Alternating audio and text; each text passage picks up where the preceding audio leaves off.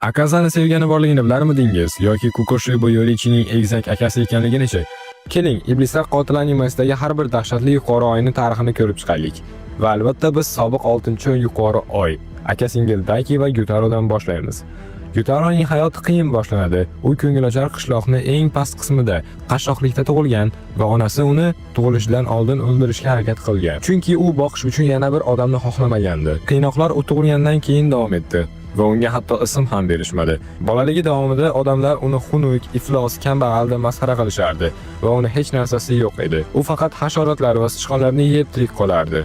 Ularni zanglagan o'roq bilan o'ldirib, bu o'roqlar uning yagona o'yinchog'i edi. Uning hayotidagi yagona yorug'ligi bu singlisi Ume edi. Umeda Gyutaroda yo'q bo'lgan hamma narsa bor edi: go'zallik va salohiyatga to'la. Gyutaro Umeni sochlari va ko'zlarini rangi tufayli o'ldirmoqchi bo'lgan zo'ravon onasidan ham himoya qilishga qasam ichgandi. Va ko'p o'tmay onalari kasallikdan vafot etdi va singlisi uchun to'liq javobgarlikni o'z zimmasiga oldi. Lekin Ume shunchalik go'zal ediki, Gyutaro uning go'zalligi ikkalasini ham qashshoqlikdan qutqaradi deb umid qildi. O'smirlik chog'ida Ume yuqori tabaqaga aylandi. Biroq Gyutaro uning qarzlarini to'lash va uni himoya qilish uchun yig'uvchi vazifasini bajardi. Ume akasini haqorat qilgan samurayni ko'ziga narsa sanchib olgandan so'ng hamma narsa barbod bo'ldi. Qasos olish uchun samuray Umeni bog'lab yoqib yubordi. Gyutaro uni kuygan jasadini topgach, tom ma'noda sindi va uni qutqarish uchun baqirib yordam so'radi. Ammo keyin samuray qaytib kelib Gyutaroning orqasidan pichoqladi.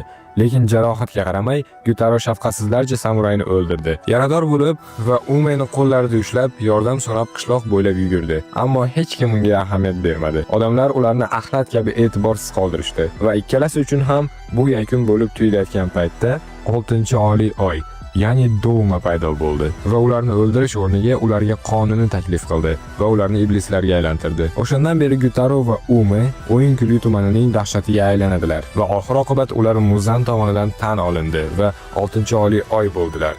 Biroq Muzan Gyutaro aka-singillarning eng kuchlisi ekanligini sezdi va faqat uni haqiqiy 6-darajali oliy oy deb tan oldi. Aka-singillar avvalgi 6-yuqori oy edi. Keling, hozirgisiga, ya'ni Kaigakuga o'taylik. Kaigaku yetim edi. Gyomei tomonidan olib ketilib, boshqa bolalar bilan birga ibodatxonasiga olib ketilgunga qadar tirik qolish uchun krab o'g'irlardi. Kaigaku ibodatxonada pullarni o'g'irlayotganida qo'lga tushadi. Boshqa bolalar uni haydab chiqarishdi va o'shanda u iblisga duch keladi. Kaigaku jang qilish yoki qochishga urinish o'rniga qolgan yetim bolalarni hammasini sotib yuboradi. Hammasini o'zini qutqarish uchun qiladi. Shundan so'ng uni nimalar qilganidan xabari yo'q Zenitsu bilan birga chaqmoq hashrasi Jiguro olib ketadi va Kaigaku Jiguroning vorisi va keyingi chaqmoq hashrasi bo'lishiga berilib ketadi. Ammo Jiguro unga ham Zenitsuga ham chaqmoq nafasini meros qilib qoldirishni aytganda, Kaigaku o'zini yo'qotib qo'yadi. U Zenitsuning qo'rqoqligidan nafratlanardi va bu unvonni zaif deb o'ylagan odam bilan bo'lish g'oyasiga chiday olmadi. Kaigaku mashq qilishda davom etdi va oxir-oqibat iblislar qotiliga aylandi. Ammo o'shanda u Kokoshiboga duch keldi. Bu katta omadsizlik edi. Kokoshiboning aqli ekanligini ko'rishi bilan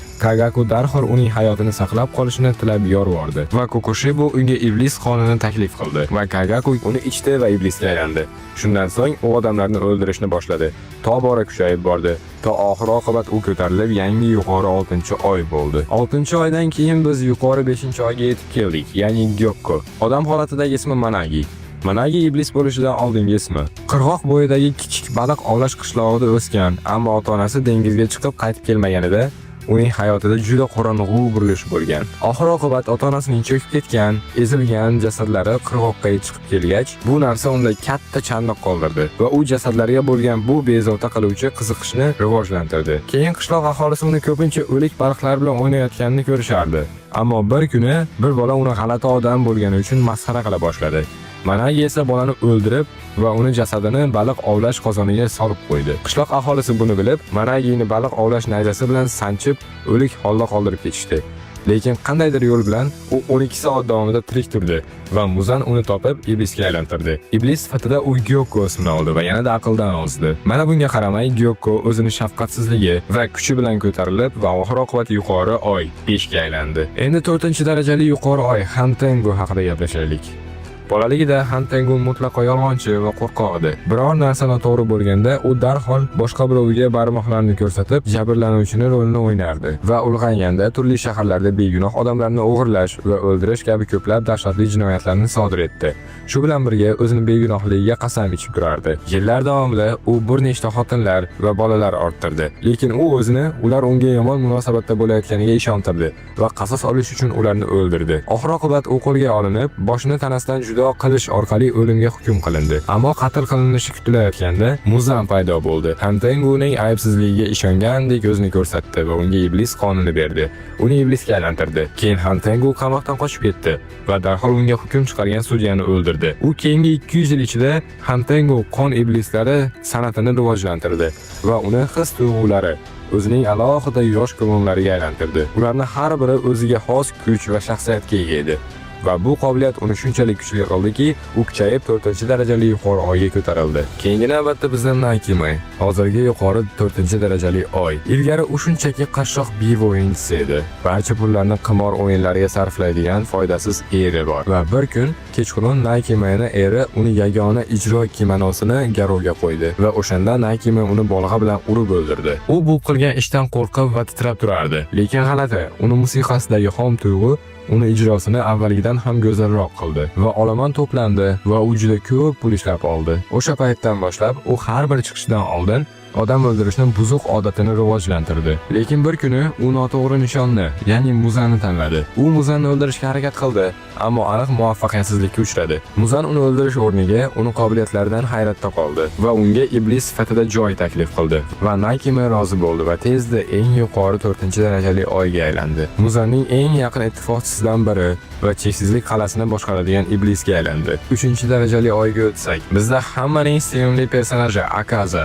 asl ismi Hakuji bo'lgan. Akaza Ado degan shaharda juda kambag'al bo'lib o'sgan, kasal otasi bilan birga yashagan, dadasini hamma narsadan ko'ra ko'proq sevgan. Otasining dori-darmonlariga pul topish uchun u o'g'irlikka qo'l urgan, ammo 3 marta qo'lga olingandan so'ng unga tatuirovkalar qo'yilgan, kaltaklangan va hatto iblis bolasi deb atalgan. Shunga qaramay, u haqoratlarga ahamiyat bermadi. U shunchaki otasini qutqarmoqchi edi. Lekin afsuski, otasi o'g'irlangan pul bilan yashash fikriga chiday olmadi va o'z joniga qasd qildi. Natijada Hakuji vayron bo'ldi. Shundan so'ng Hakuji janjallarni uyushtirdi va deyarli quruq qo'llari bilan 7 kishini o'lgiday do'pposladi. Ana o'shanda Soryu dojosining xo'jayini Keizo uni topdi. Hakuji albatta u bilan jang qilmoqchi edi, lekin Keizo uni osongina mag'lub etdi va Keizo uni jazolash o'rniga unga jang san'atini o'rgatish va kasal qizi Kayukiga g'amxo'rlik qilish uchun uni o'z qanoti ostiga oldi. Keyin Hakuji yana baxtini topdi.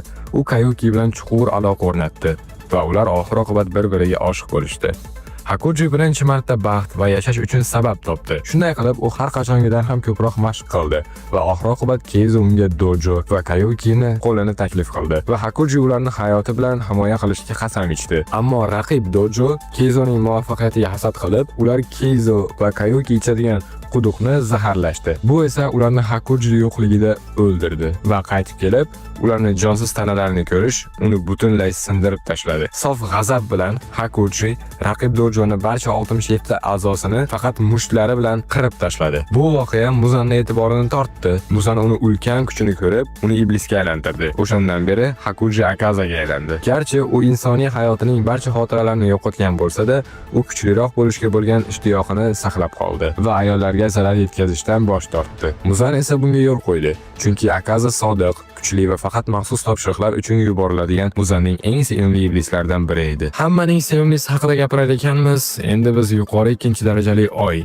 eng yomon ko'riladigan qahramon Douma haqida gaplashamiz. Douma kamalak rangli ko'zlari va oqarib ketgan sochlari bilan tug'ilgan. Bu esa odamlarni uni Xudo tomonidan tanlangan odam deb o'ylashlariga majbur qilgandi. Uni bexabar ota-onasi uni jannat iymoni deb nomlangan o'zlari yaratgan kultning boshiga qo'yishdi. Douma o'zining kichkina taxt xonasida o'tirib, odamlar muammolari haqida yig'lab, undan ularni jannatga yo'naltirishni yolvorib tilardi. Lekin Douma ularning gapiga hatto parvo ham qilmas edi. U bularning barchasi insoniy bema'nilik deb o'ylardi. U butunlay hissiyotlarsiz tug'ilgan. U hali bolaligida onasi o'zini yo'qotib qo'ygan otasini xiyonat qilgani uchun o'ldirgan va keyin o'zini zaharlagan. Lekin Douma shunchaki qon hididan jahli chiqadi. 20 yoshida u Muzan bilan uchrashadi. Muzan uni iblisga aylantiradi va o'shanda u o'z kultiga yangi maqsad beradi. Asosan u odamlarni jannatga olib borishning eng yaxshi yo'li ularni yeyish ekanligiga qaror qiladi. U yuqori 2-darajali bo'lgunga qadar insonlarni yeyishda davom etadi. Biz nihoyat birinchi oliyoga yetib keldik, ya'ni Kokushiboga. Haqiqiy ismi Michikatsu Tsugikuni bo'lgan. Kokushibo egizak akasi Yurichi bilan birga Sengoku davrida tug'ilgan. Ammo o'sha paytda egizaklar yomon alomat hisoblangandi va ularning otasi Yurichining g'alati tug'ilish belgisini ko'rganida, u to'g'ridan-to'g'ri uni o'ldirishga harakat qilgan. Ammo ularning onasi bu sodir bo'lishini to'xtatdi. Yurichi uyning qolgan qismida ajralib turardi va 10 yoshga to'lganida ma'batga jo'natilish haqida kelishuvga erishildi. Shunday bo'lsa-da, Michikatsu akasini yaxshi ko'rardi va uni ko'rish uchun yashirincha qaytib kelardi. Hamma Yurichini kar va zaif deb o'ylardi. U 7 yoshga to'lganda to'satdan birinchi marta gapirib, qilich bilan mashq qilayotgan Michikatsu bilan samuray bo'lishni xohlayotganini aytdi. Keyin har kuni Yurichi qilich olib va otasining odamlaridan birini oddiy usullar bilan butunlay yo'q qildi. Michikatsu hayratda qoldi va akasidan unga dars berishni iltimos qildi. Yurichi jangda qanday g'alaba qozonganini tushuntirayotganda, Michikatsu Yurichi shunchaki iste'dodli emas, u daho ekanligini tushunadi. Yurichi odamlarning tanasini ko'rar, ularning mushaklari va qon oqimini kuzatar edi. Bu keyinchalik quyosh nafasini asosiga aylandi. Shu bilan birga Michikatsu mashg'ulotlarini davom ettirdi. Lekin qanchalik qattiq mashq qilmasa, u hech qachon akasiga yetib ola olmadi va bu hasad uni yeb bitirdi. Keyin bir kuni kechqurun onasi kasallikdan vafot etganida, u Yurichi onasining kasalligi haqida hamma narsani bilganini va shunga mos ravishda rejalashtirganini angladi va o'shanda Michikatsu Yurichidan nafratlana boshladi. Ammo o'shanda Yurichi uydan chiqib ketdi va qaytib kelmadi. Michikatsu keyin samuray bo'lib, oila qurganidan 10 yil o'tgach, Michikatsu lageriga iblis hujum qildi. Michikatsu qarshilik ko'rsatdi, lekin zo'rg'a tirik qoldi va o'shanda Yurichi paydo bo'lib, uni qutqardi. Bu esa uni hasadini yanada kuchaytirdi. U oilasini tashlab ketdi, iblislar qotiliga qo'shildi. Oy nafasini yaratdi va iblislar qotilining belgisini uyg'otdi. Lekin u hali ham akasi kabi kuchli emas edi. Va bu umidsizlik oxir-oqibat uni Muzanni quchog'iga itarib yubordi. O'limidan qo'rqib, Yurichidan o'zib ketishga umid bog'lagan Michikatsu taslim bo'ldi va iblisga aylandi. Va Muzan qo'l ostidagi eng kuchli iblis, birinchi yuqori oy Kokushiboga aylandi. Yuqori oylardan qaysi biri iblislar qotili animasida eng yomon tarixga ega? Izohlarda menga xabar bering. Ko'rganingiz uchun tashakkur va yana shunaqa videolar chiqishini xohlasangiz, sizdan like, komment va podpiska.